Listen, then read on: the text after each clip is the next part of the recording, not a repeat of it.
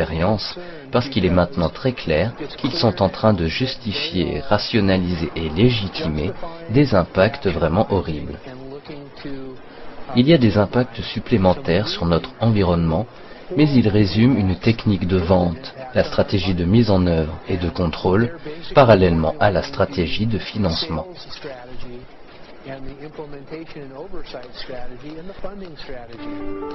Après San Diego, j'étais choqué par les programmes proposés. Dès le premier soir, j'ai décidé d'écrire dessus, et j'ai envoyé l'article à une publication en ligne. Quand je me suis levé le matin, ma boîte email était submergée de réponses du monde entier. Pourquoi ? Parce que j'avais révélé le rôle de l'aluminium pour la géo-ingénierie, dont je n'avais jamais entendu parler et je n'étais pas le seul apparemment. Ce métal, l'aluminium, se trouve dans des quantités massives, bien au-delà des niveaux normaux, dans la pluie, les sols et la neige. J'ai reçu des appels en masse. Des gens attendaient désespérément que quelqu'un enquête là-dessus. Ce fut le moteur pour la création de ce film. Avant de commencer, nous avions eu l'opportunité de nous entretenir avec un de nos auteurs favoris pour découvrir ce qu'il connaissait sur le sujet, J. Edward Griffin. J'aimerais parler d'un sujet qui reçoit de plus en plus d'attention. C'est le sujet que les scientifiques appellent géo-ingénierie stratosphérique par aérosol, aussi appelée chemtrails.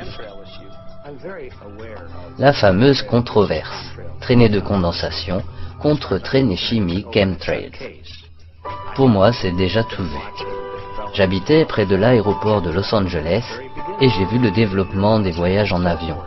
Je me rappelle des premiers jets qui atterrissaient et faisaient beaucoup de bruit. On n'avait jamais entendu ce genre de bruit. Nous allions nous installer au bout de la piste pour regarder les jets arriver et décoller. C'était une expérience nouvelle. J'ai regardé les avions toute ma vie. Je connais les traînées d'avions, j'en ai assez observé.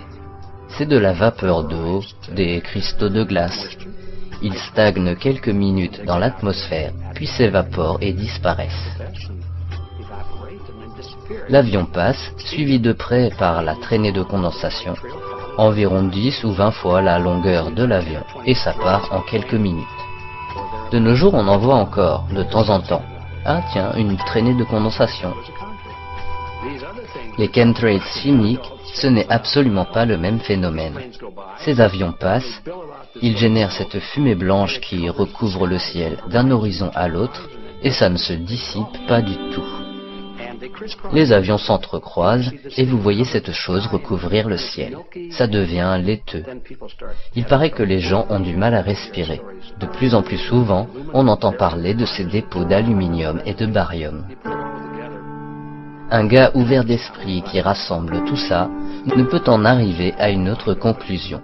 Quelqu'un dépense beaucoup d'argent et d'efforts pour asperger la planète. La question est pourquoi ? J'ai mes propres théories, mais j'espère que de bons journalistes d'investigation iront chercher les réponses. Je sais qu'on les découvrira tôt ou tard. Ces gens à la tête du projet diront sans aucun doute quelque chose du genre « On l'a fait pour vous les amis ». C'est pour l'intérêt du plus grand nombre, c'est pour la société. Ils évoqueront que c'est pour empêcher le réchauffement climatique ou pour inoculer un vaccin contre une attaque terroriste biologique. On ne peut pas vacciner tout le monde dans le bras, mais on peut asperger et sauver les vies. Vous voyez comme on est altruiste. Nous faisons le bien de la société. Quoi que cela puisse être, ils diront que c'était pour notre bien. Pensez à ceci. Si on pouvait contrôler des ouragans et qu'un ouragan s'apprête à frapper la Nouvelle-Orléans,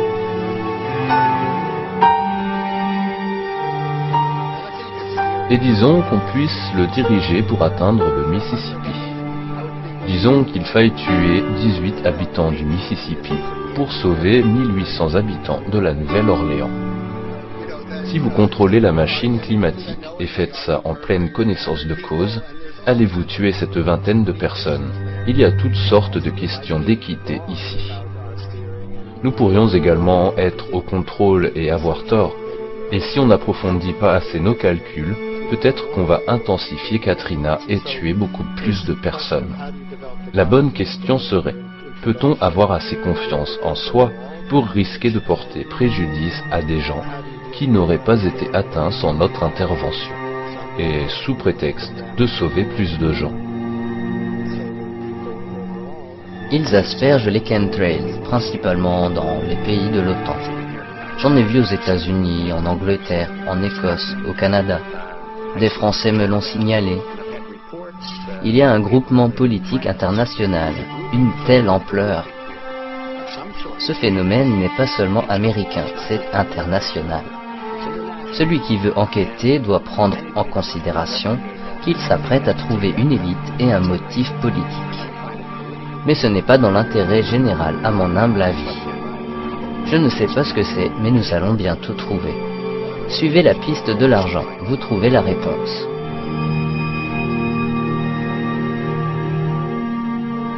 Je suis sûr que si on suit ce vieux conseil, tôt ou tard, on y arrivera.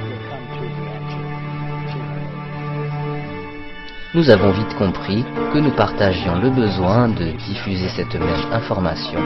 Il fallait faire savoir aux gens ce qui se passe, et Ed m'a offert son aide, car il est très passionné sur le sujet.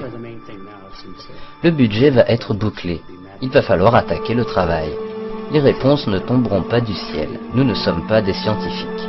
Nous ne faisons que poser des questions, et il faudra rester prudent avec les réponses. C'est juste une action citoyenne honnête. Pourquoi est-ce que les gens ne voient pas ça et n'en entendent pas parler? On ne leur présente pas les faits. Nous avons beaucoup de chance, pas vrai? Regardez cette opportunité devant nous. Une opportunité. Il y a un défi, et je sais qu'il va donc y avoir une bataille et un combat. Mais au fait, qu'est-ce qu'on fout là?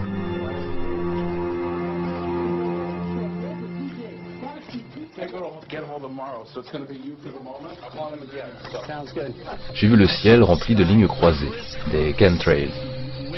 Étais-je à Los Angeles ou bien sur la route, je ne sais plus.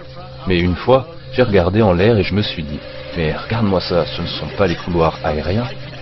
Au-dessus de la ville, il y avait un grillage de nuages blancs laiteux, parfaitement ordonné, et je n'en croyais pas mes yeux. Maintenant, ça semble évident, avec toutes les preuves des analyses des sols, l'augmentation d'aluminium, de barium et de strontium. La personne moyenne qui se renseignera sur les plans des géo-ingénieurs prendra une sacrée claque. C'est un moment très délicat pour les tenants du pouvoir, lorsqu'ils prennent une opération cachée, comme le programme d'aérosol stratosphérique, Chemtrails, projet Icarus, le nom change avec le temps. Et ils camouflent ça en bouclier scientifique de géo-ingénierie, réfléchissant la lumière solaire, permettant le contrôle du réchauffement climatique qui nous dépasse. Donc en ce moment, le ventre de la bête est juste au-dessus de nous et sans armure. Que vous croyez aux chemtrails ou non, la géo-ingénierie devrait être suffisamment effrayante pour se poser tout de même des questions. Quand les gens découvriront la géo-ingénierie, les chemtrails deviendront évidents parce que c'est la même chose. Vous parlez d'une conspiration mondiale ici. Les géo-ingénieurs proposent de faire ça à un niveau mondial. Monterey, en Californie. C'est la deuxième étape. Nous allons voir ce que nous allons trouver dans le nord de la Californie. Ici, la maison de Dane Wigington. Il possède plus de 500 hectares, surplombant le lac Shasta. Il m'a parlé des problèmes auxquels ils sont confrontés ici. Allons parler à Dane. Nous verrons ce qui se passe dans sa propriété, ainsi que les actions qui doivent être entreprises.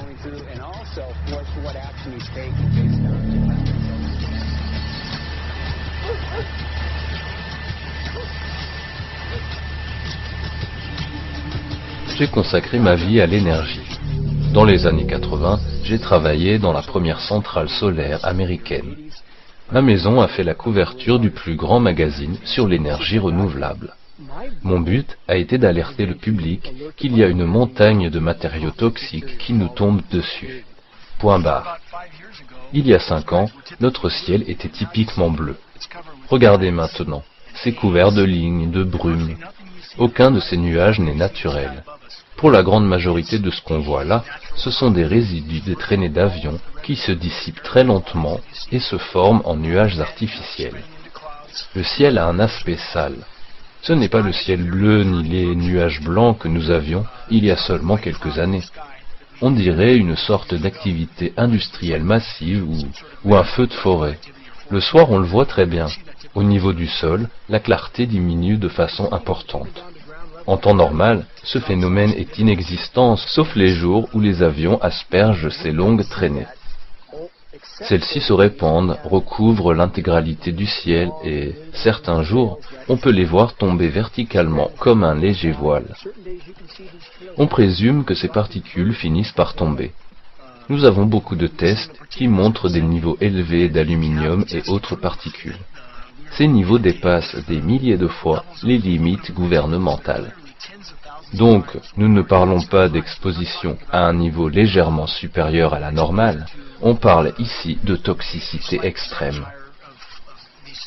Regardez le côté du mont Shasta. Dans le nord de la Californie, on le considère comme une sorte de repère.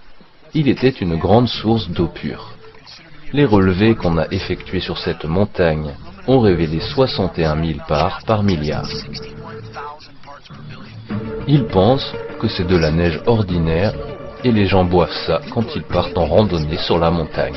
Souvenez-vous, l'intervention du gouvernement est requise à partir de 1000 parts. Et là, c'est 61 fois au-dessus de la limite. Des citoyens boivent cette eau empoisonnée.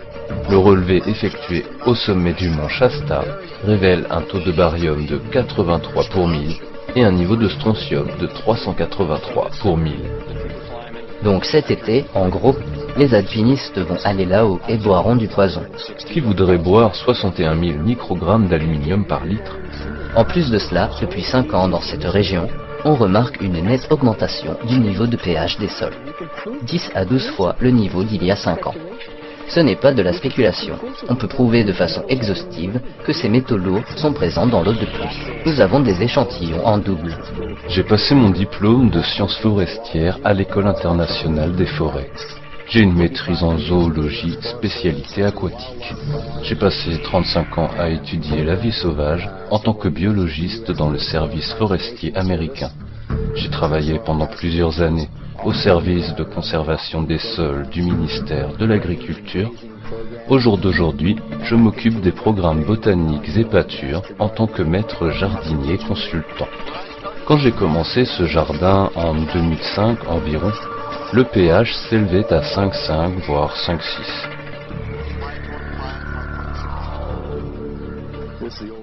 Voici l'ancienne étude du sol du comté. Vous pouvez regarder, c'est mon terrain ici, parcelles 125 et 126. Et là, le niveau de pH, entre 4,5 et 6,8 en pleine humidité.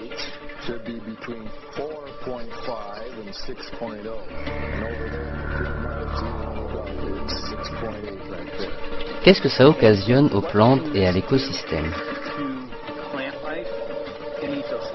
Prenez la terre dans vos mains et regardez les petites choses qui grouillent dans le sol. Il y a de moins en moins d'insectes microscopiques. Ces petites poussières mobiles n'ont pas totalement disparu, mais ce sera bientôt le cas.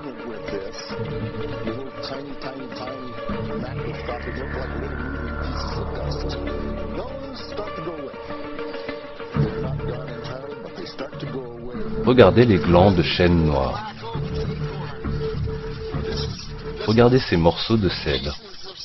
On pourrait y trouver une légère acidité, mais c'est 10 fois plus élevé que prévu. Il y a quelque chose qui cloche ici. Vous pouvez jeter un œil